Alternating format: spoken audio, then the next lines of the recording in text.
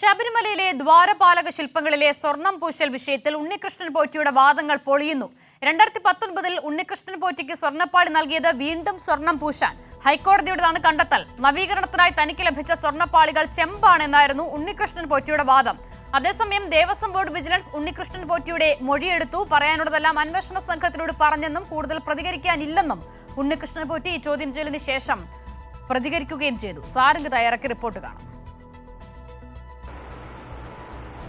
അസിത, ശബരിമലയിലെ സ്വർണ്ണപ്പാളി വിവാദത്തിൽ സ്പോൺസറായിട്ടുള്ള ഉണ്ണികൃഷ്ണൻ പോറ്റിയുടെ ചോദ്യം ചെയ്യൽ പൂർത്തിയാക്കി.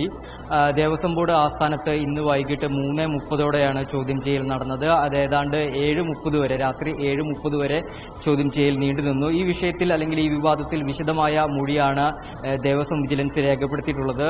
ഉണ്ണികൃഷ്ണൻ പോറ്റിയുടെ സാമ്പത്തിക ഇടപാടുകൾ, അതുപോലെ തന്നെ ഈ സ്വർണ്ണപ്പാളി വിവിധ സംസ്ഥാനങ്ങളിൽ എത്തിച്ച് അത് പ്രചരണം നടത്തിയത് ഉൾപ്പെടെയുള്ള കാര്യങ്ങളിൽ വിശദമായ മൊഴി രേഖപ്പെടുത്തിയിട്ടുണ്ട്. ഇക്കാര്യത്തിൽ പ്രധാനമായും, അതായത് ഈ വിഷയത്തിൽ പ്രധാനമായും വിജിലൻസ് കണ്ടെത്തിയിരുന്നത് ഉണ്ണികൃഷ്ണൻ പോറ്റി തലസ്ഥാനത്തടക്കം ഏതാണ്ട് 30 കോടിയിലധികം രൂപയുടെ ഭൂമി ഇടപാടുകൾ നടത്തിയിരുന്നു. അതുപോലെ തന്നെ വട്ടിപ്പലിശയിലൂടെയും ഇത്തരത്തിൽ ഭൂമി ഇടപാടുകൾ നടത്തിയിരുന്നു എന്നുള്ള കാര്യങ്ങളാണ് ദേവസ്വം വിജിലൻസിന്റെ അന്വേഷണത്തിൽ പ്രധാനമായും കണ്ടെത്തിയിരുന്നത്. അതുകൊണ്ട് തന്നെ ഈ കാര്യങ്ങളിൽ ഉൾപ്പെടെയുള്ള സമഗ്രമായ ഒരു വിവരം തേടലാണ് നടന്നിട്ടുള്ളത്. വരും ദിവസങ്ങളിലും ഒരു പക്ഷേ ചോദ്യം ചെയ്യൽ ഉണ്ടായേക്കും. അതുപോലെ തന്നെ ഈ സ്വർണ്ണപ്പാളി വിവാദത്തിൽ സമഗ്രമായ അന്വേഷണം നടക്കുന്നതോടൊപ്പം തന്നെ ഇതിന് പങ്കാളികളായിട്ടുള്ള, അതായത് ഈ ഉണ്ണികൃഷ്ണൻ പോറ്റിയുടെ പങ്കാളികളായിട്ടുള്ള വാസുദേവൻ ഉൾപ്പെടെയുള്ള ആളുകളെയും ചോദ്യം ചെയ്യാനുള്ള സാധ്യതകളുണ്ട്. അവർക്ക് നോട്ടീസ് നൽകിയിട്ടുണ്ട്. വരും ദിവസങ്ങളിലും അവരുടെയും ചോദ്യം ചെയ്യൽ നടക്കും.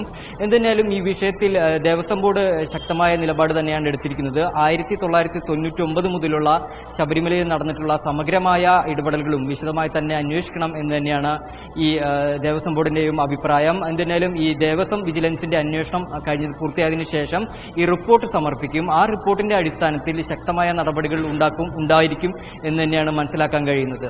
അസിത, വിവരങ്ങൾ നൽകിയത്.